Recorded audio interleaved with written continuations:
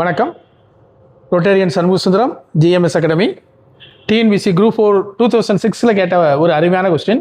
இது சதவீதம் அப்படிங்கிற சாப்டரில் வரும், பெர்சன்டேஜ் அப்படிங்கிற சாப்டரில் வரும். கொஸ்டின் எழுதுனா 3/5 ஆஃப் ஏ நம்பர், ஒரு நம்பருடைய 3/5 பாகம் 60. What is 40% of that number, அந்த எண்ணினுடைய 40% எவ்வளவு அப்படின்னு கேட்காங்க. நல்லா கவனிச்சுக்கோங்க. ரெண்டும் ஒரே மாதிரி இருந்துச்சுன்னா செய்யறதுக்கு ஈஸி. இது எப்படி இருக்கு? ஒரு பின்ன வடிவில் இருக்கு, ஃப்ராக்ஷன் ஷேப்பில் இருக்கு.